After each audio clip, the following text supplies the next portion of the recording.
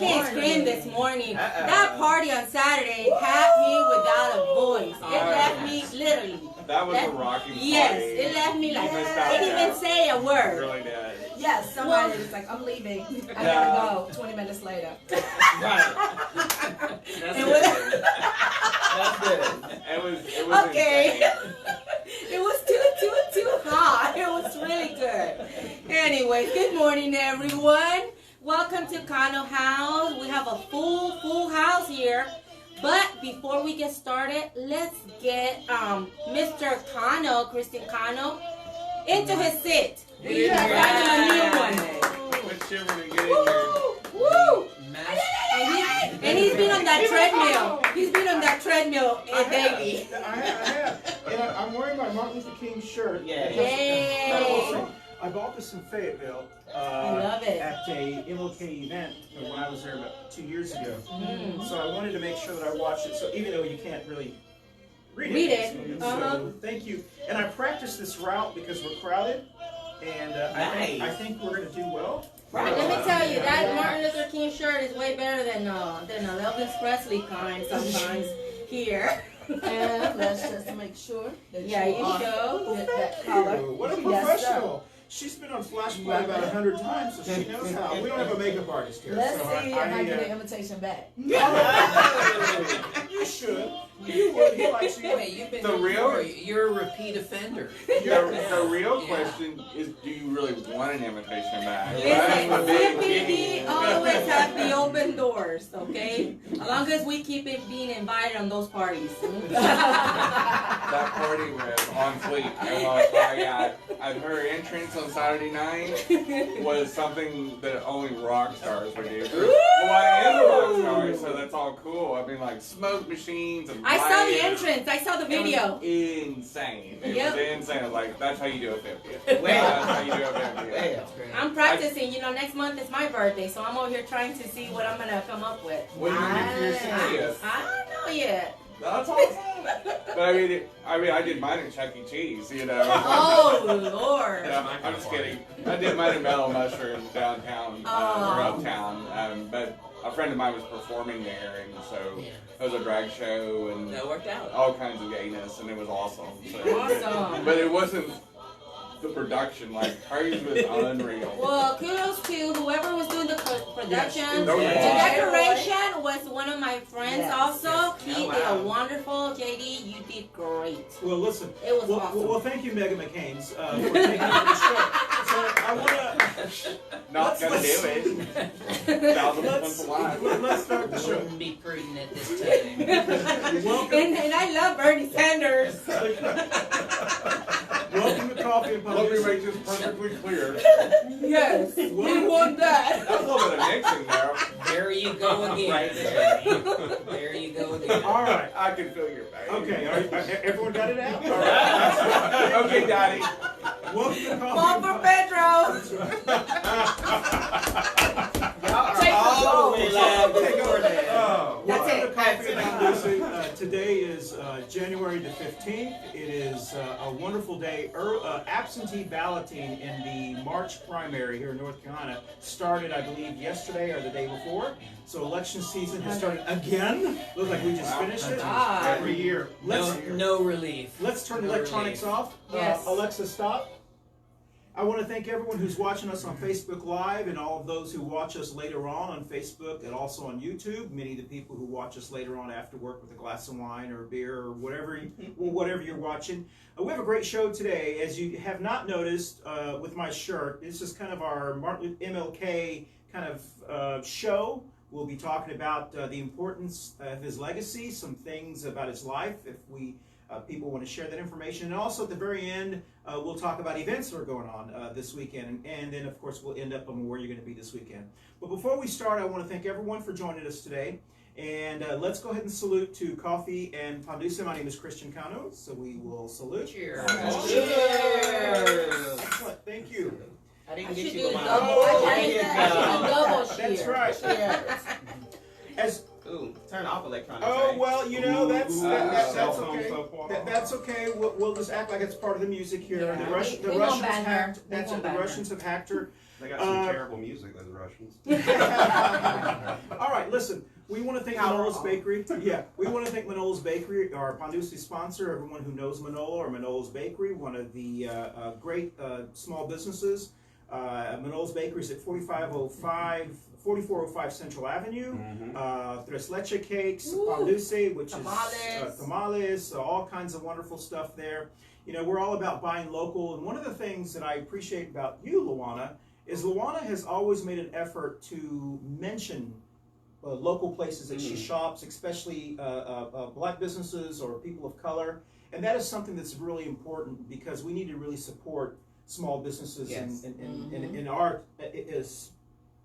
those kind of places. So thank you for doing that. I just want to say a shout out to a couple of people that I met this week. Once again, a gentleman by the name of Ron Newton, running for a candidate for Lieutenant Governor.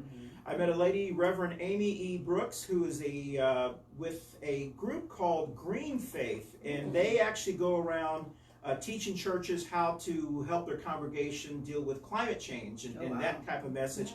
And then a wonderful gentleman by the name of Alan Thomas, who's running for Lieutenant Governor as well.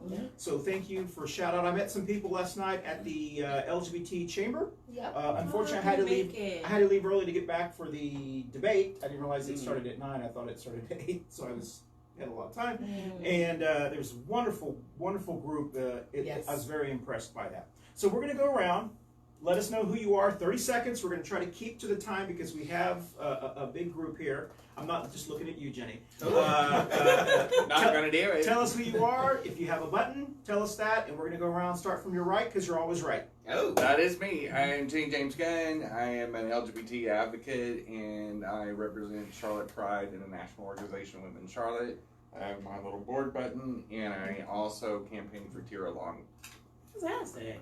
Hi, I'm Colette Alston. I am the president of the African American Caucus here in Mecklenburg County. Honored to be the president of the African American Caucus here in Mecklenburg County.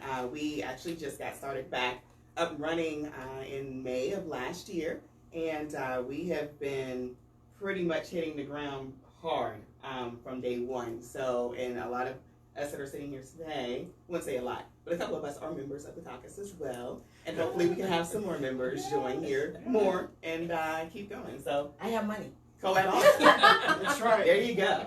We're all like to renew my membership. Right. I know I did not, so I better do it after the show. Right. Yes, Lord. go ahead. All right.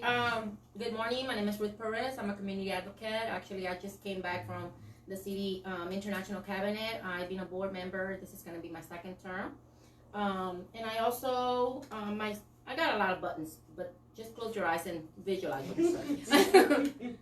I do want to mention every single show is the Gun Sense voter, and also for Gun Sense owners. Ownership gotta take leadership, especially if you own a gun. I'm very devastated for what happened in Mexico last week. I don't know if y'all are aware of it, but an 11-year-old. So I have a 12-year-old. I don't want him to go through that. Right. And I also support Carry Along for Medicare and for our commissioner. So. My name is Jeff Scott, El Hombre del Pueblo, Man About Town, Ooh. regular co-producer of the fantastic Coffee and Pan Dulce. And today my button is No BS, and I'm happy that our discussion today is going to include a lot of No BS. It looks like it says a little bit more than BS, but okay. Yeah, it says no bullshit. It's bullshit with a big Okay, just making sure. Yeah. Okay. All right. So we're going to talk about dissidents today. Interesting. Okay, so I am LaWana Mayfield. I am a former Charlotte City Council member. Yay! I am active in a lot of organizations.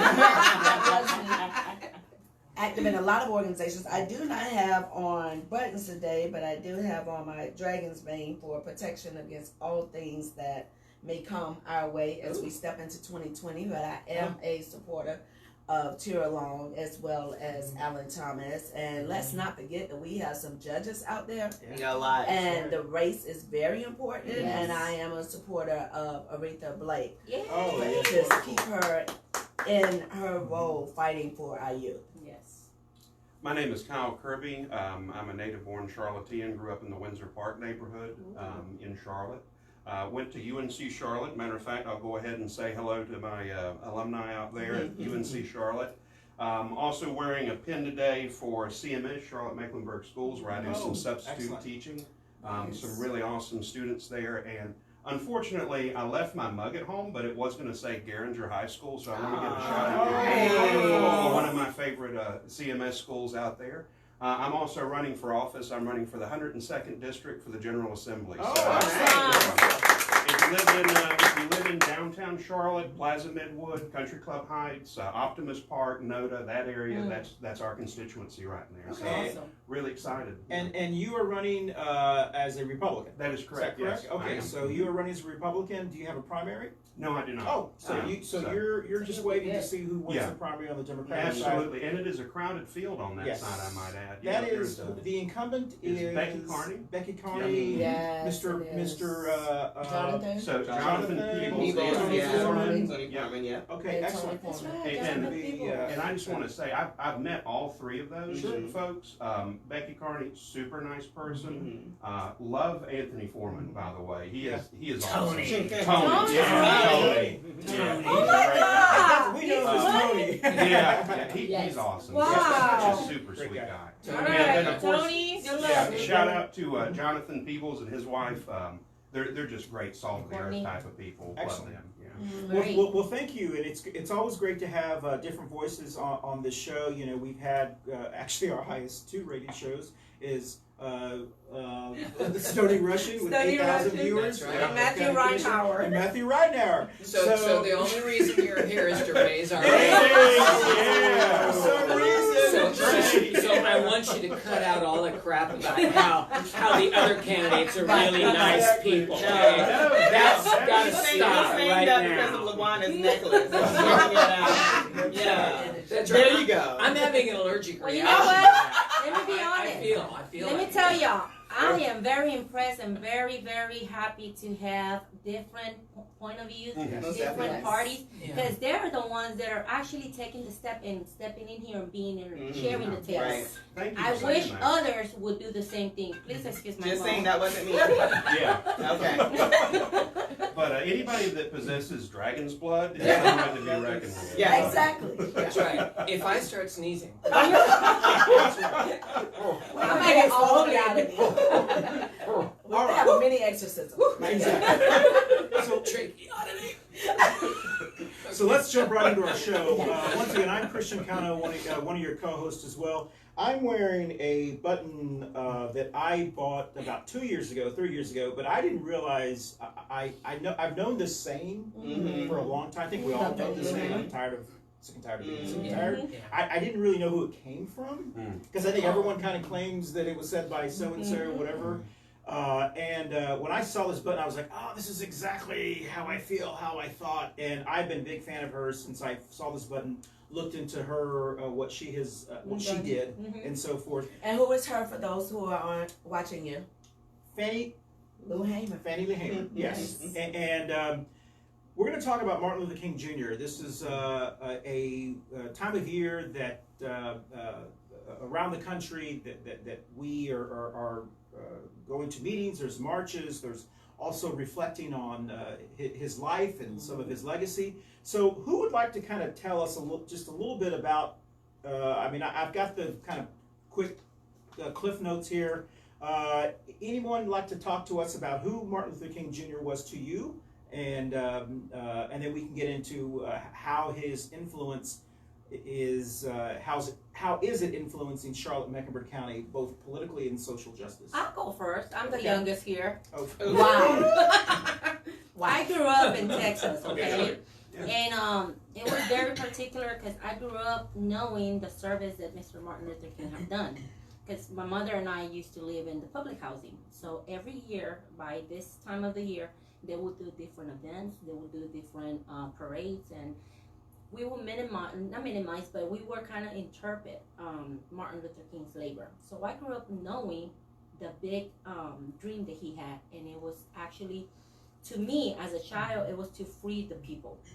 And I will parallel that through my Bible, like Moses being the one that was gonna free the people. I grew up, and that actually, I think it had a lot of influence in me as a community advocate, because that showed me that my service was gonna transcend and leave footprints. Here I am, 43 years later, 42, whatever.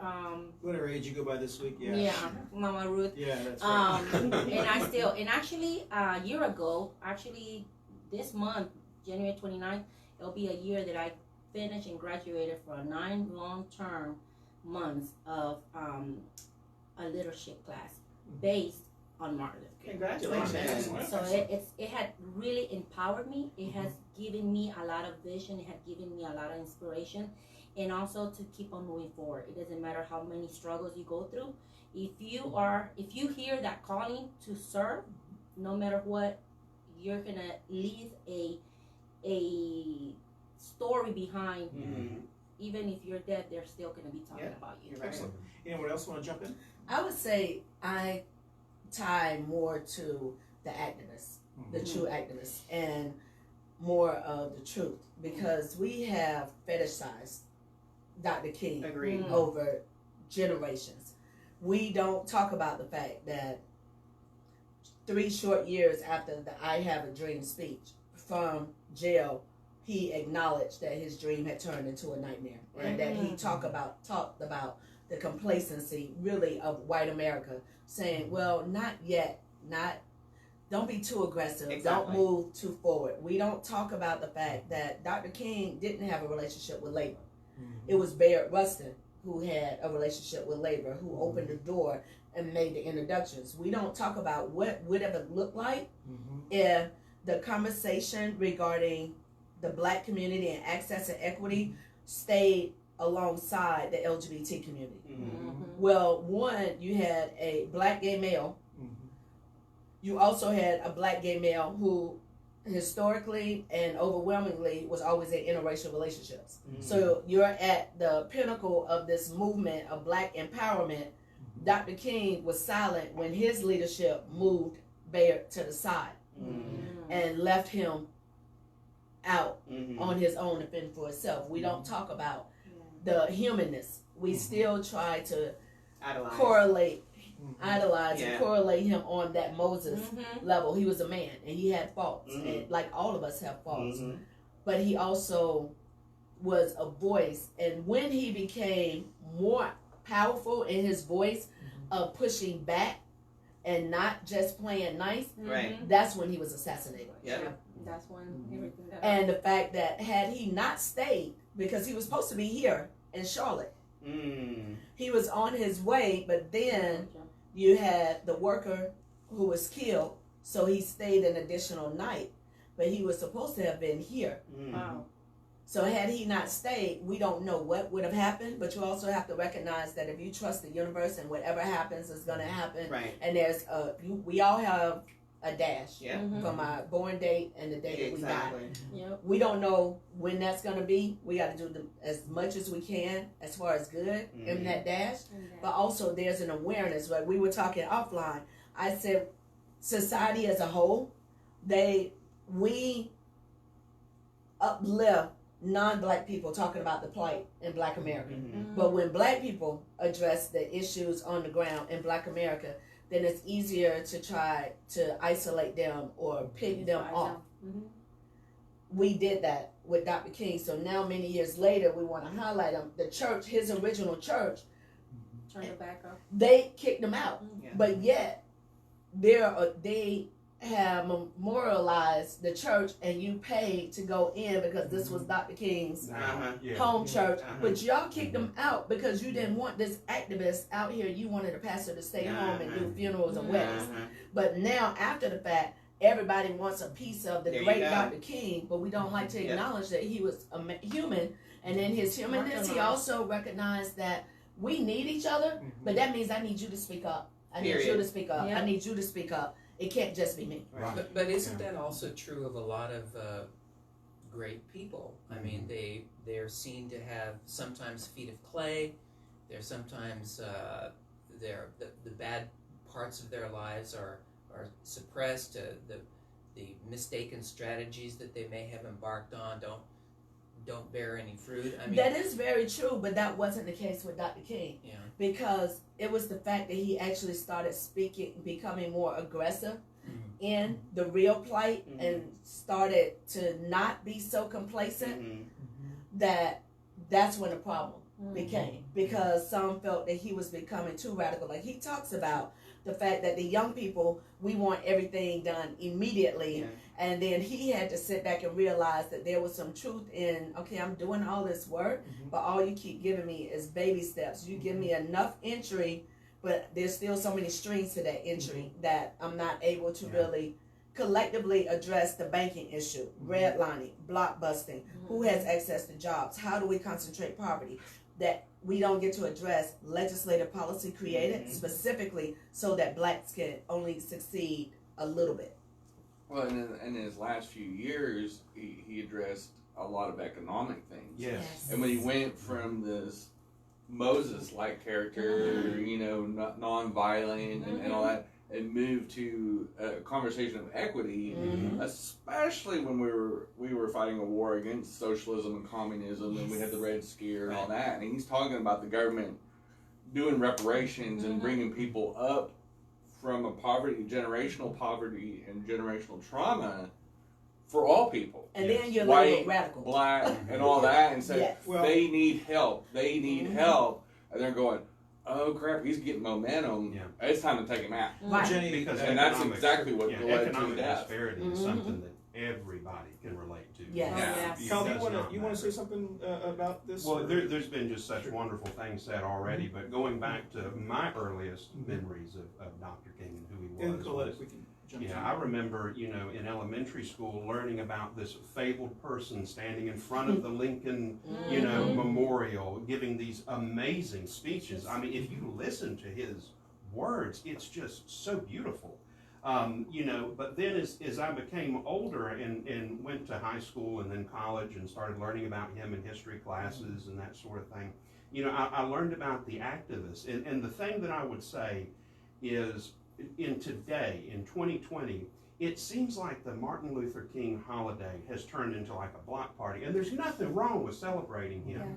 But I think if Dr. King was here and he wanted to look back and say, you know, did I instill a legacy of a great party weekend, or did I instill a legacy of going out there and being active in your community and a legacy of service? Yes. And, you know, it was more of a thing with him for serving your fellow man, serving the human beings that can't help themselves, rather than, you know, just getting out there and celebrating. And I think, you know, that's something that we need to remember, because the holiday shouldn't be a day off. It should be a day on. Yes. You know, so Yes. that, Well, I'm just going to add, because I would like Colette to add that it's amazing today on how much we have just checked, just in this table, for example, where we have so many different backgrounds, diversities, political parties, religious affiliations, non-affiliations.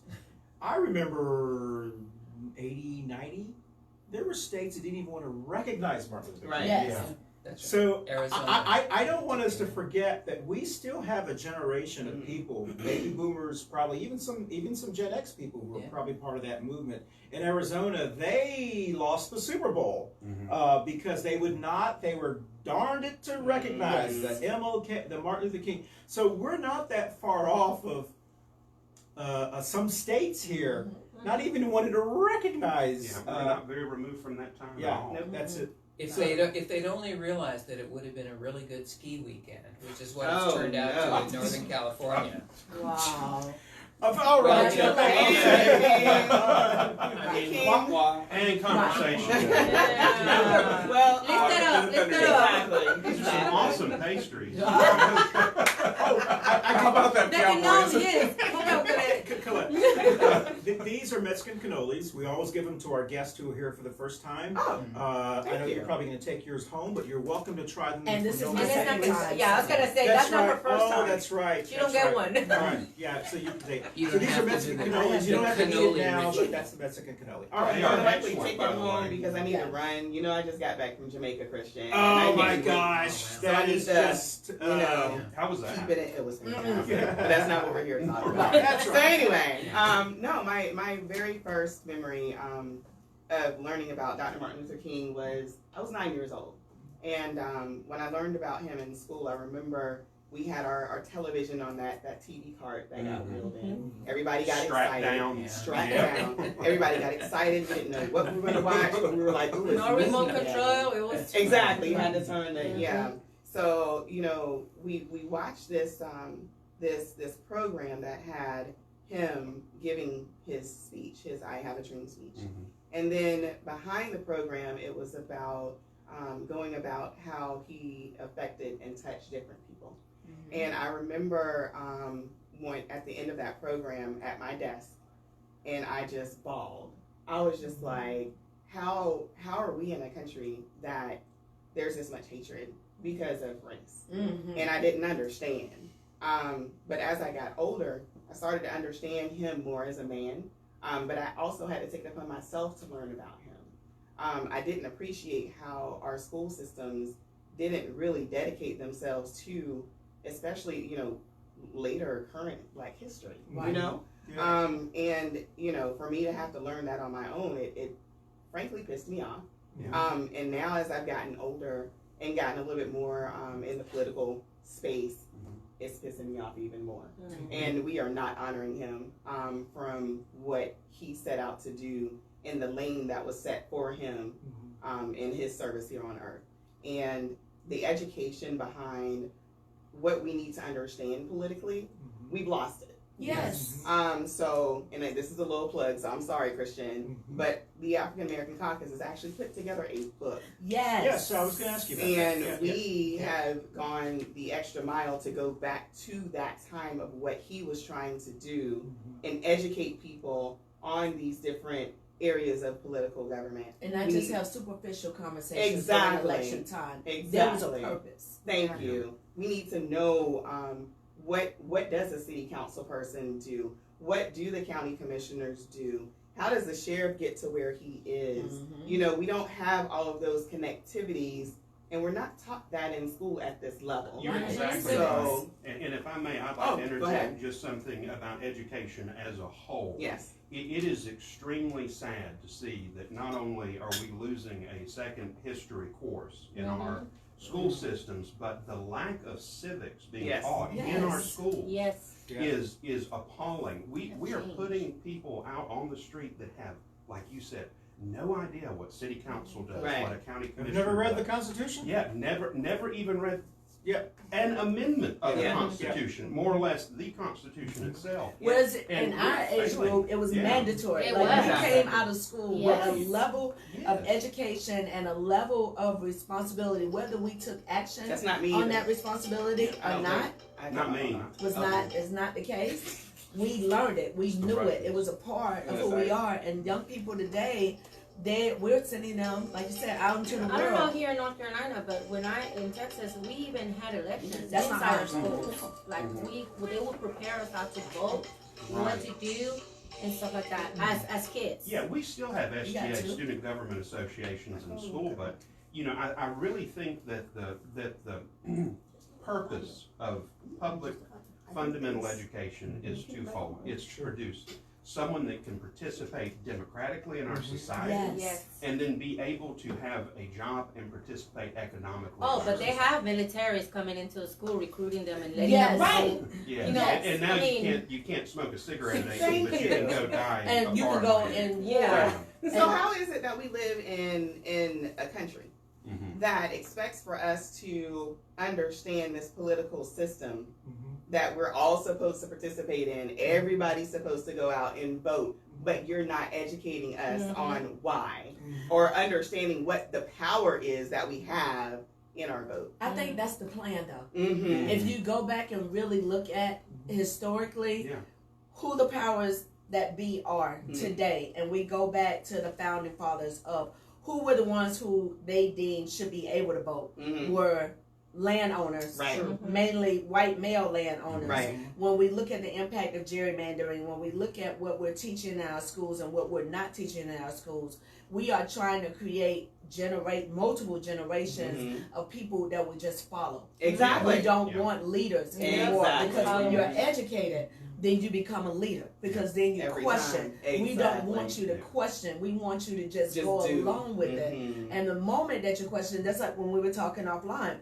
I took a lot of flack for the time I was in office, but it was never a conversation of factometer, here's a lie. No, you were mad that I said it, and how dare I question the Why didn't system? you question it? Yeah. LaWana, you said something that's dear to heart to the show. We've been talking about this since we first started this show, which is why we started this show.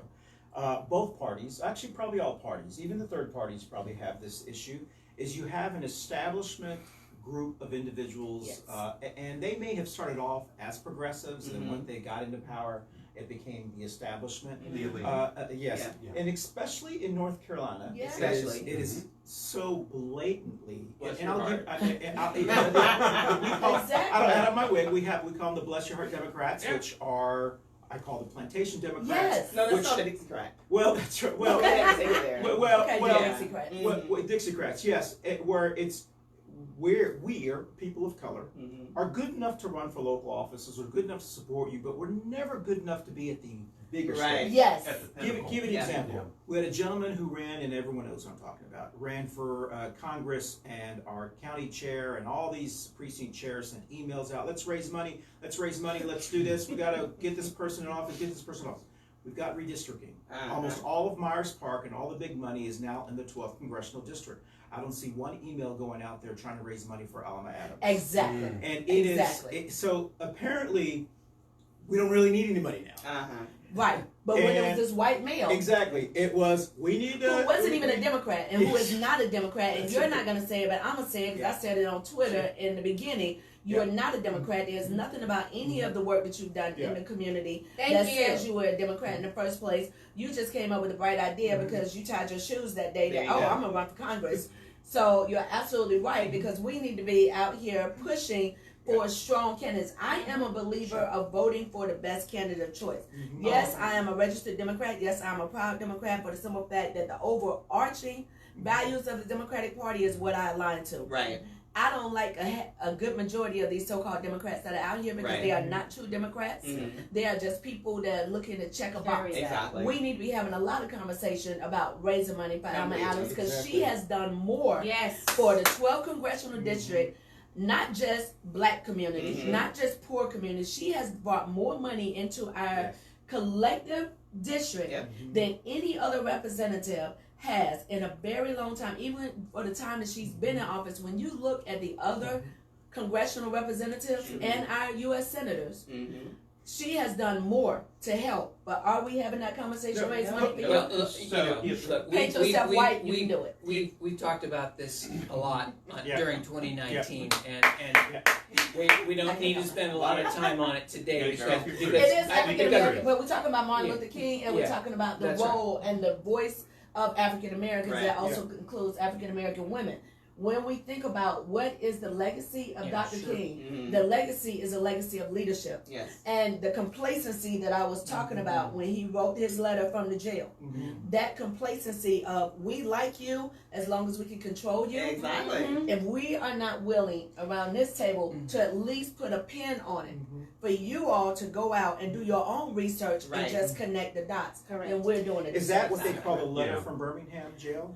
So it is actually the lost letter. Oh, okay. All right. I'm doing my quick facts Right. here. 'Cause, Yeah, that was an earlier letter. Oh, you're okay. referring I'm to. sorry. Right. All right. So just quickly, Sure. I must confess that the dream that I had that day has in many points turned into a nightmare.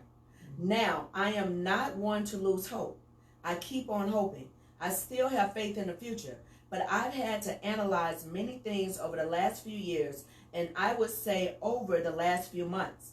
I've gone through a lot of soul searching and agonizing moments, and I've come to see that we have many more difficulties ahead, and some of the old optimism was a little superficial, and now it must be tempered with a solid realism. And I think the realistic fact is that we still have a long way to go, and we are involved in a war on Asian soil, Wow. which, if not checked and stopped, can poison the very soul of our nation. Mm. That is just a small What excerpt. prophetic Yeah. words. And you that's know? that's right. Yeah.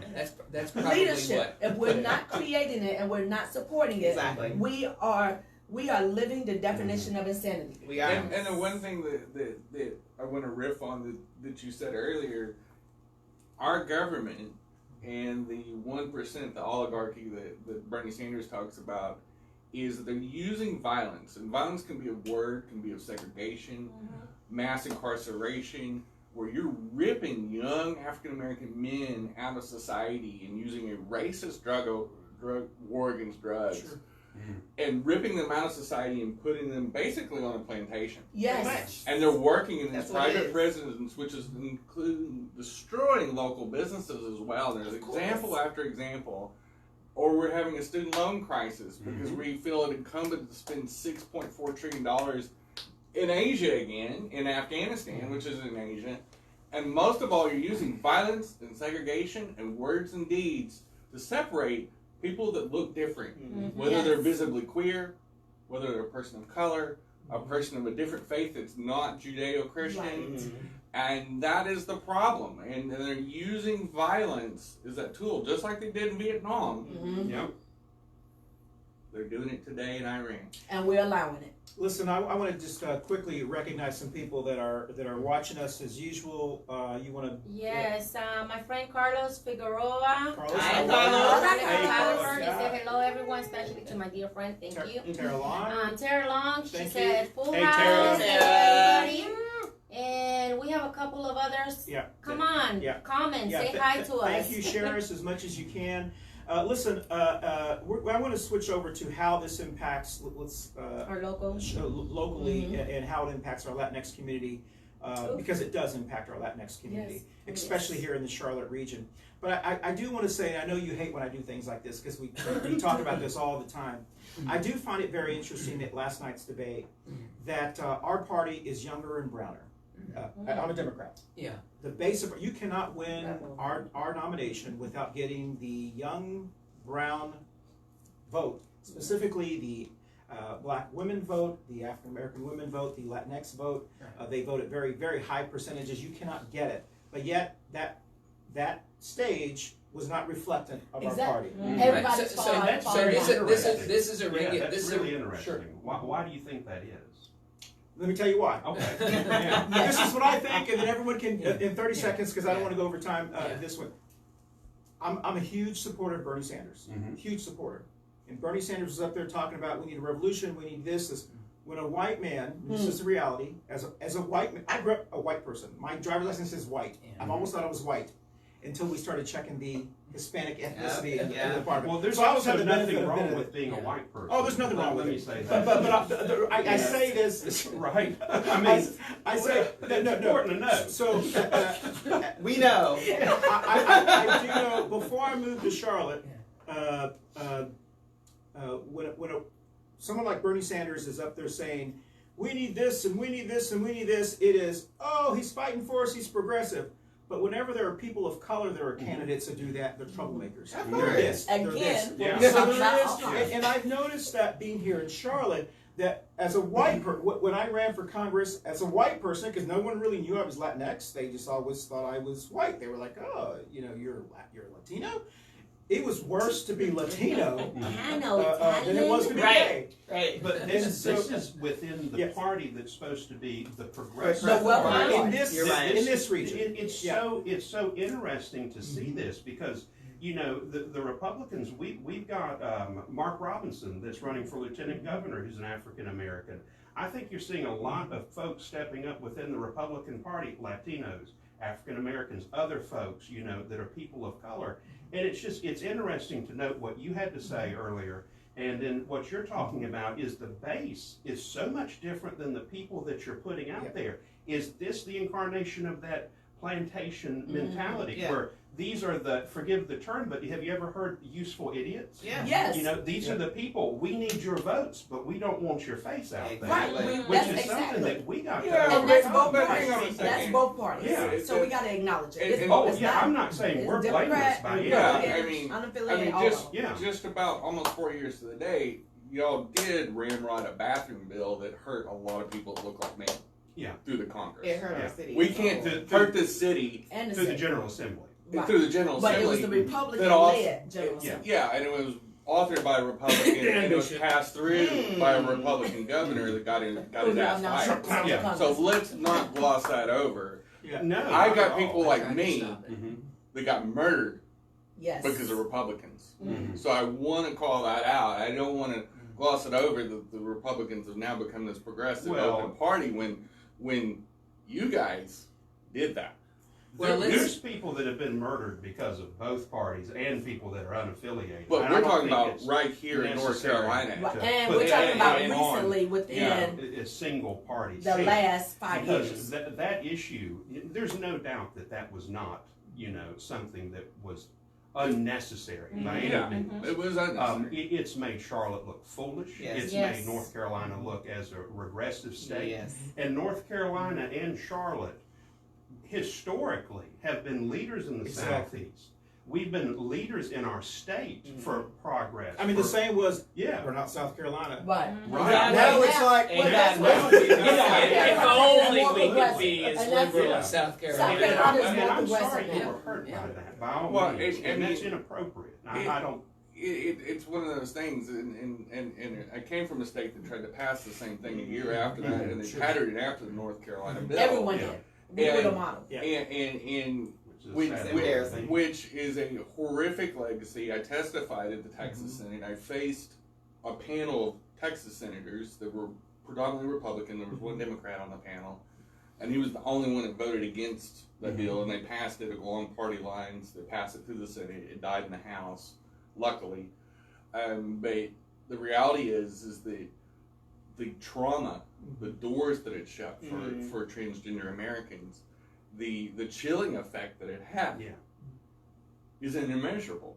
Mm-hmm. And the Republican Party is responsible for that nationally. And you look at the sitting president right now and in the tweets about let's kick the transgender community out of the military, which is the largest single employer for transgender Americans at 14,000 strong. It bothers me, and we got to take the good with the bad. The Republican Party has, at least in North Carolina, I've seen people like Tark that's a person of color. I mean he's not a white guy, and he's been very successful here in Charlotte politics. Right. I'm glad to see that. I'm glad to see the diversity. I'm glad to see the faces change. And I've got friends in the young Republicans, and their faces have changed a lot. Well, Jenny, and I think I don't want to cut you off, but I Yeah, no, I want yeah, to stay we're on up it because against I time. know that I want to value everyone's time. I know you have some events, and you have some events after this. But in just in 30 seconds, can we go around and can you kind of tell us what you think we can learn? Charlotte and Mecklenburg region seems to be, we're always learning. We're like ground zero for almost every major social justice issue. But we do have the benefit of having people who've lived in other cities and other states and brought their wonderful wealth of experience here to help us deal with these issues. But sometimes our leadership doesn't like to look out. We don't have to ever reinvent the wheel here in Charlotte. Yes. And it's like they're too proud to say, if we have so many murders, let's go to other cities and see what they're doing. Let's not blame the judicial system or whatever. Let's whatever. So 30 seconds, because specifically Jenny, tell us what you think we can learn from Martin Luther King here in Charlotte in Mecklenburg County, if that's something you want to talk about.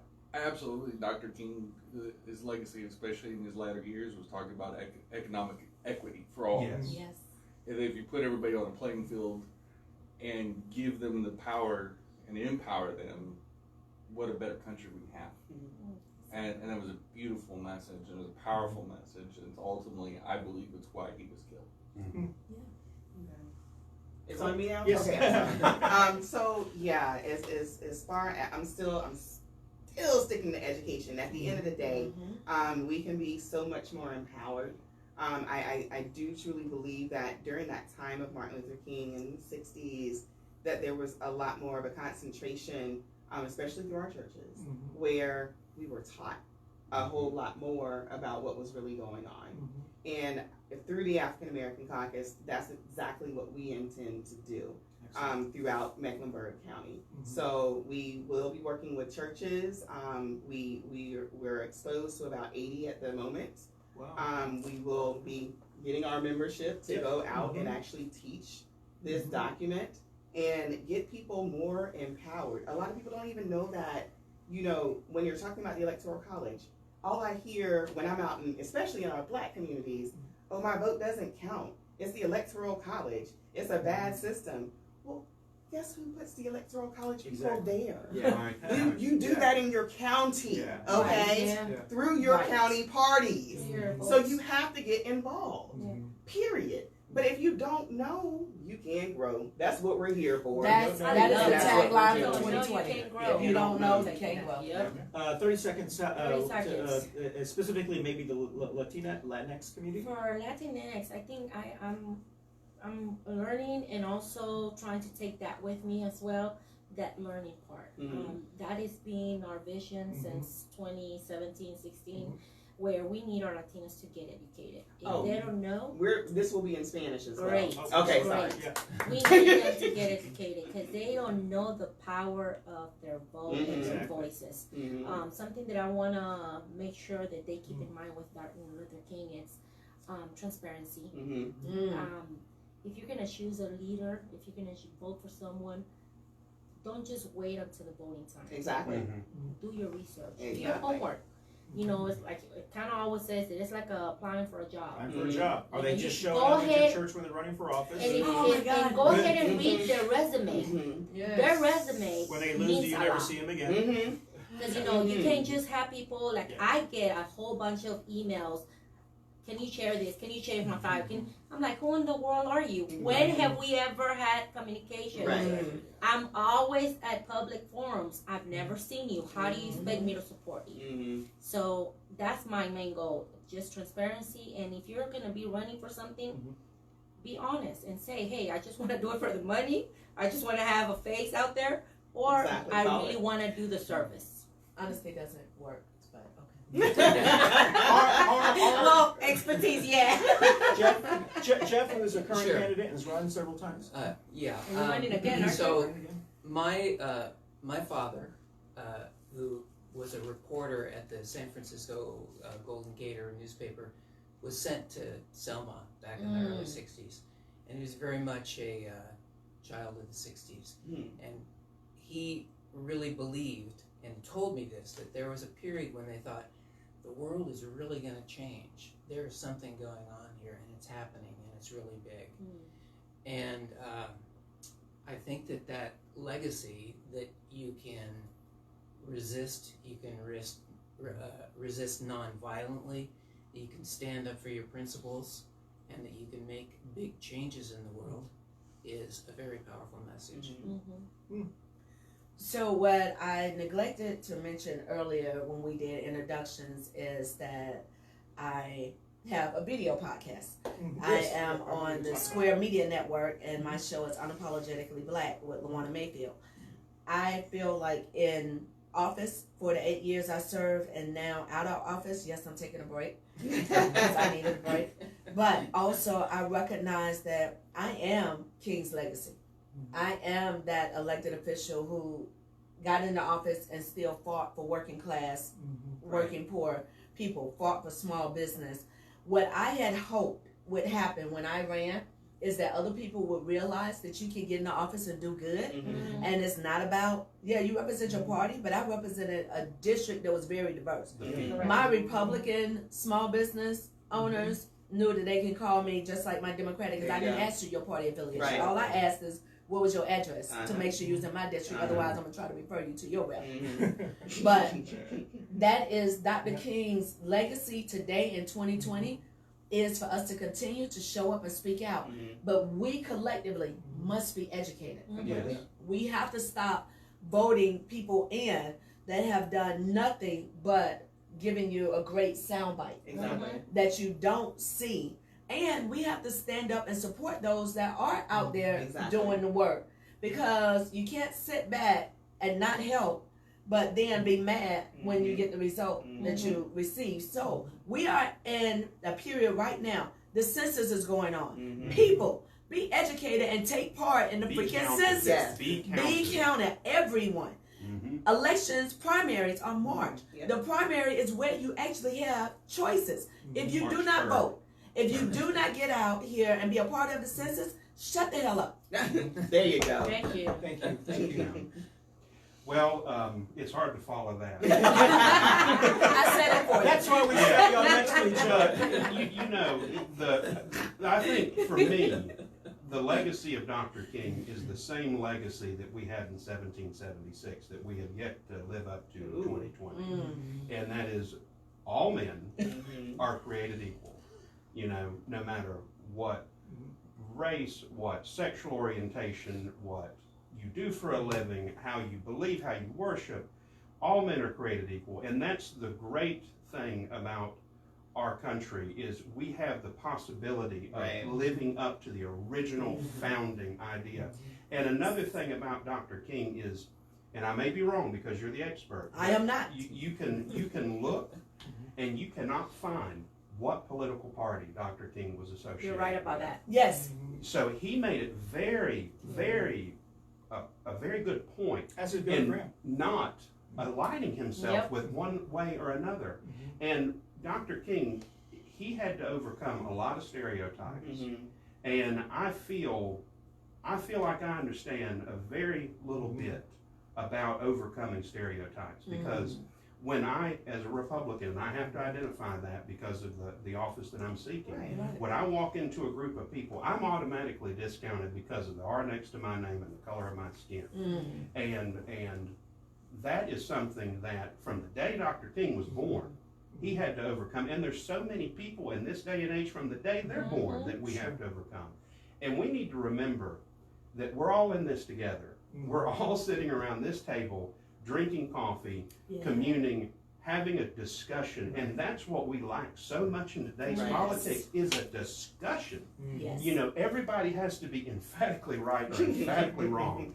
And there's just no room for anything in the middle. And that's really what has encouraged me a lot to get out there with our campaign is just to say, hey, I want to build a bridge to your community. I want to widen the base of our tent and show people that it doesn't matter what you are, who you are, you count and you are an important part of our society and you can make a difference. So that's the legacy to me of Dr. King is overcoming stereotypes and living up to what our founding fathers originally intended for us to be, which is equal. Excellent. Thank you so That's much. right. Listen, You know what I thought on that is learning to agree on disagreement. Yes. That's what we have to learn. Exactly, which is why we started the show. Yeah. All right, listen, I want to thank everyone for joining us, and we're going to start closing down here. We're going to go ahead and read our Constitution quote of the week. If everyone will grab their Constitutions.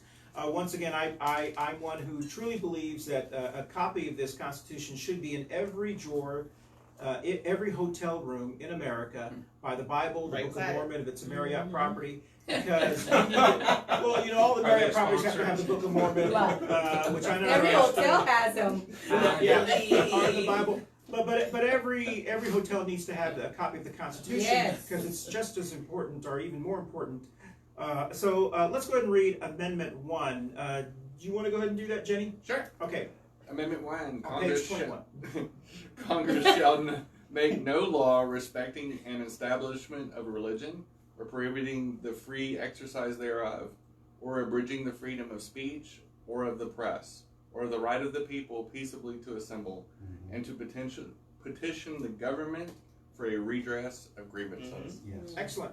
So that is, I think... Except for traitors under the Espionage Act. Oh, Lord. And again, it's like, That's a different show. Right, that's what I'm worried. He's kind of our little brain in the forest. We did not talk about his Martin Luther King's dissidence. I mean, the fact that he really was a target of the establishment. That they Especially really went yeah. after him after he started talking about poverty and But that's education. part of also what the she said. Vietnam. That's what But she that's said. what I said. Is Yeah. the fact that we then made him an enemy of the state. Yeah, because he didn't want us to shut up. Right. So do you think that the The state 3 took him years out? after. Do you think that the state took him Oh, out? that's a totally different episode. That's a All right. That's Well, listen, those of us who follow us know on the first Wednesday and the third Wednesday. And you're welcome to come and about debate 15 minutes after the show, we clear up real Tired, quickly wired. and wired and tired. Wired and tired. They have a show. Jenny and Jeff will have a show. They'll debate an issue. Those kind of issues Yes. that they actually have an Yeah. hour to debate on. Probably not a good So- idea for me to come. Because last time I shared my opinion regarding conspiracy that created international Hell, I law. defended you on that. It did, but you know, We'll get Peter Van Buren to call in. But we are wrapping up. I want to leave by saying I want to thank everyone. We're going to go around the table as we always do. Tell us where you're going to be. Tell us any MLK events that you want people to be aware of. Please join the African American caucus, African American caucus. If you're a Democrat, please join that, or if they have something similar to that in the Republican Party, which they probably do. LaWana, please tell us about the show when we get to you as well. Tell us where you're going to be. I'm going to be marching in two of them. I believe one on Saturday at the Charlotte parade, and there's one on Monday in Columbus, South Carolina. I'll be marching in that one too. I believe in Bernie Sanders. So we'll find out on that one. But before we leave, I do want to say something, and I've never had a chance to tell this woman. Listen, this was the sign when she first announced, and this is what you call green. Yeah. So she reused a sign, a campaign sign, into some other. She was recycling signs, and she did this really creative thing, and she did that. Anyone who has run for office or has people to run for office got tons of signs, and I was so inspired because we have a lot of people that say they're climate people and running this, and they don't do anything like this. So LaWana, you really rocked on this, and I was really impressed on how creative you did this. Shameless and pandering even, to the Greens. Shameless. No, Shameless. because we really, Charlotte and Mecklenburg County is becoming like the sign junk capital of Yes. the Yes. We don't enforce ordinances. No. You can see up and down Providence Road. They claim that they do, Yeah, but man. signs Never, are all never, like never we did. actually go back and pick up all Yes. these Oh, yes. And people on Providence Road, your sign on a private property, you're supposed to have 11 feet between the street, and a lot of these houses on Providence Road Have it stand out there. right on the corner, which is illegal, and we need to start enforcing these signs. So anyway, I just wanted to say that. I also wanted to say that the person who stole my slogan is we no longer hear from that person, but I want to make sure that we always put country over party whenever we're deciding to run. So tell us where you're going to be. I want to thank all of you, and listen, I am so inspired by you, Colette, and LaWana, and so many other people and women, women of color, specifically here in Charlotte. Because as we next week we'll hopefully be doing a show about the Women's March, which is going to be the next week. And I think it's really important that women in Charlotte understand that there are also women of color. Yes. Yes. And I know that they're doing a really good job. Gina, who's with the Women's March, is trying to really bring that into focus. But Charlotte has always had a history of it's us and then them and whatever. So We can take it back to Susan. Before we close out, and before we say where we're going to be at, I want to make sure that our sponsor Manolo's Bakery is having a music. It's called Sweets and Songs with Neighbors. Ooh. Let's come out and support that. When? That is tomorrow, the 16th at 7:30, from 7:30 to 9:30. I know there's a lot of activities going on. There's It's a consensus. duo. It's a duo. Guitar and Yes, All right. a bass and So we'll start with Jenny. 30 seconds. Tell us where you're going to be. Go ahead. I will be at Pride meetings tomorrow night. I do work with the film festival and Trans Pride and a bunch of other things. So that's pretty much my weekend. Okay. Excellent. First thing, the African American Caucus meets every fourth Tuesday of every month, and we announce our locations. Our intention is to go around the county and not just be in one place. So we announce those every couple of weeks before the meeting. Secondly, on February the 1st, we're actually hosting our first teach-in at Little Rock AME Zion. During that time, there will also be training on the brand new voting machines that are going to be used. Yeah. So that's happening on February the 1st, and I believe the voting machine starts at 8:45 to 11 o'clock, and then from 11 to 12, we'll be doing the training. I will also be at New Hope Baptist Missionary Baptist Church on February the 1st as well, from 12 to 1, with another teach-in. So we're getting around the city. So that's Excellent. what we have going on. Mama Ruth? We have a private event at Punta Cana this coming Friday. Some of my colleagues, whoever wants to join us, we're opening the doors to meet Mr. Tom Steyer. Okay. Running for president. We gotta keep our open ears and allow every candidate, whoever wants to approach our community, to know what their fundamentals and their basis. So Right. I'm open for that. And tomorrow at Manolo's, and I don't know. And with your little baby girl. Oh God, yes. Yes, that's right. So there is some good theater coming up. There's a production of August Wilson's Fences with BNS. I saw the commercial. And then there's also a production through the Actors Theater of Charlotte of Lady Day, the story of Billie Holiday. So there's some good theater to tie into our Martin Luther King. A culture moment from Jeff. LaWana? So, in case anyone doesn't know, the MLK Parade is this coming Saturday, 18th, 10 a.m. to 12. And, of course, that will be shutting down Uptown Charlotte because it runs straight up Tryon. I'm also going to ask for you to tune in, look at Square Media Network, SQAIR. My first show of the 2020 season will be February the 12th. I am second and fourth Wednesdays of the month. Great. Excellent. So there is a list of MLK celebration events on the Kirby for House 102 group on Facebook. The parade is this Saturday. On Monday, the Harvey Gantt Center is having a celebration as well. And then on Tuesday, there is a great big volunteer opportunity at the Park Expo. And Wednesday, I'm going to be serving lunch, helping prepare that at the Galilee Ministries over on Central Avenue.